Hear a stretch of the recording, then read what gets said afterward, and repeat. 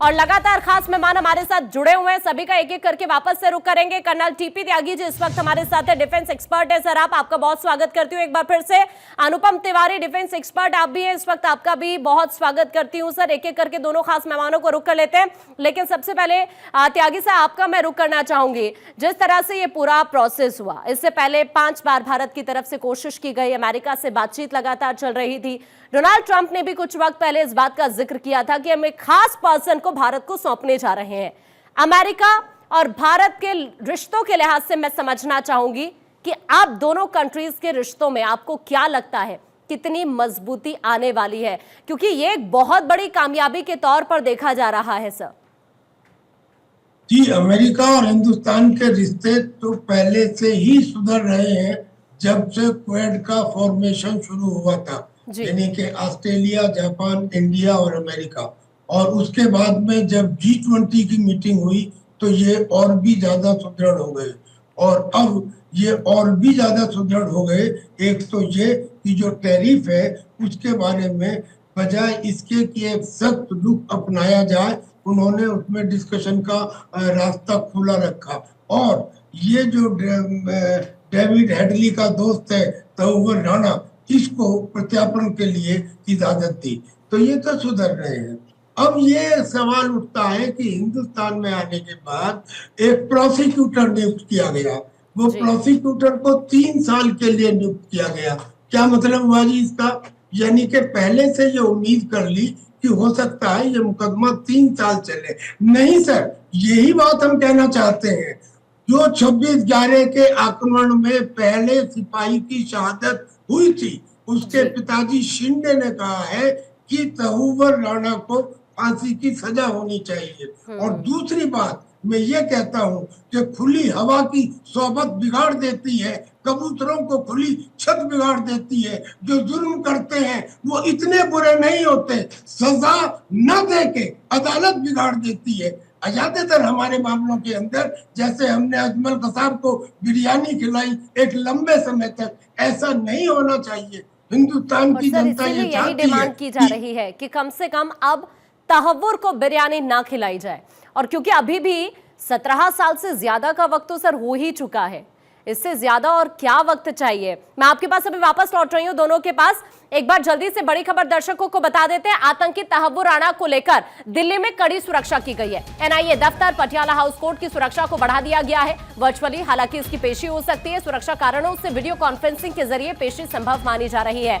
आपको यह भी बता दें कि आज कोर्ट बंद है, तो जज के घर में भी पेशी हो सकती है। पटियाला हाउस कोर्ट में तहव्वुर राणा का केस चलेगा, क्योंकि यही कहा जा रहा है कि जैसे ही ये दिल्ली एयरपोर्ट पहुंचेगा उसके बाद पहले एनआईए को हिरासत में लेगी, एनआईए हेडक्वार्टर लाया जाएगा और वहां से पटियाला हाउस कोर्ट में इसकी पेशी हो सकती है। उससे पहले मेडिकल टेस्ट भी कराया जा सकता है। लेकिन अभी ये अपडेट है कि वर्चुअली इसको पेश किया जा सकता है, क्योंकि दूसरी तरफ आपको मैं ये भी बता दूं कि आज देखिए यहां पर चूंकि सुरक्षा कारणों की वजह से ही कहा जा रहा है कि वर्चुअली इसको पेश किया जा सकता है। कोर्ट भी बंद है, तो हो ये भी सकता है कि जज के घर में भी इसकी पेशी हो सकती है। लगातार देखिए खास मेहमान हमारे साथ जुड़े हुए हैं। एक बार फिर से हम रुक कर लेते हैं। अनुपम जी इस वक्त हमारे साथ है। सर आपके पास मैं आना चाहूंगी।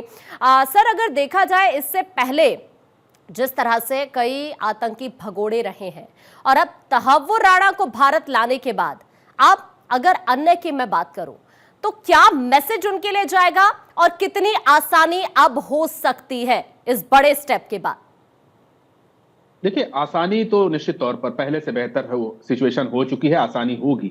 लेकिन हमको ये नहीं भूलना चाहिए कि ये जो आतंकवादी दूसरे देशों में जाकर के शरण लेते हैं, बेसिकली उसके पीछे उनकी मंशा यह होती है कि उन देशों की सरकारें या उनके कुछ राजनीतिक तत्व इनको सपोर्ट करते हैं अलग अलग कारणों से, चाहे वो मनी की वजह से हो या फिर अपने उल्लू सीधा करने के लिए हो, कई सारे कारण होते हैं। तो हमको उस चीज को रोकना पड़ेगा, हमको उसके ऊपर काम करना पड़ेगा। एग्जांपल देता हूं, जो खालिस्तानी मूवमेंट के जो लोग हैं, जिनको कनाडा शरण दे देता है और उसको भारत में प्रत्यर्पित नहीं करता है, तो उनके ऊपर भी हमको कुछ तेजी पकड़नी पड़ेगी। तहव्वुर राणा एक केस है, वेलकम मूव है, निश्चित तौर पर भारत सरकार की एक ये बड़ी साख को दिखाता है कि हमने अपने दुर्दांत आतंकवादी को वापस ले लिया है। लेकिन उसके साथ ही साथ और देशों के ऊपर भी और इवन अमेरिका के ऊपर भी इस तरह के हमें प्रेशर क्रिएट करके रखना पड़ेगा, जिससे कि हमारे जितने भी गुनहगार हैं चाहे वो किसी भी तबके के हों, चाहे वो किसी भी पंथ से जुड़े हुए हों, चाहे वो किसी भी तरह के अपराध में लिप्त हों, अगर वो हमारे अपराधी हैं, हिंदुस्तान के अपराधी हैं, तो उनको हिंदुस्तान की अदालत में जल्द से जल्द लाया जाए। और बाकी मैं कर्नल साहब की बात से पूरी तरह सहमत हूं कि अब न्याय प्रक्रिया को बहुत लंबा ना खींचा जाए, अदरवाइज इसका बड़ा गलत उदाहरण जाता है। अब ये तहव्वुर जैसे लोगों ने इसी व्यवस्था का फायदा उठा करके 17 साल निकाल दिए थे। आप देखें, जब से ये पकड़ा गया है उसके बाद से फेडरल कोर्ट ऑफ अमेरिका में इसके ऊपर केस चल रहा है, इसने तमाम बयानात भी दिए हैं, इसने तमाम इसकी प्रोसीडिंग्स भी हुई हैं, लेकिन उसके बावजूद इसके पीछे एक लॉबी जरूर काम कर रही थी, जो कि इसको एक भरोसा था कि मैं बच जाऊंगा, मेरा प्रत्यर्पण नहीं होगा, मैं कहीं ना कहीं छूट जाऊंगा, और इसको एक भरोसा दिलाया गया था। तो हमको उस नेक्सस को, उस लॉबी को भी पकड़ना है जो कि ऐसे आतंकवादियों के पीछे खड़ी हो जाती है, जो इनका केस लड़ती है, जो इनको संसाधन मुहैया करवाती है, जो इनको भरोसा दिलवाती है। तो हमें हिंदुस्तान को उस नेक्सस को ब्रेक करना बेहद आवश्यक है। मैं तो यहां तक भी सुन रहा हूं कि जब ये व्यक्ति भारत लाया जा रहा है तो उसके लिए भारत में भी वो लॉबी एक्टिवेट हो चुकी है, जो कि कोशिश करेगी कि इसके मामले को लंबा खींचा जाए।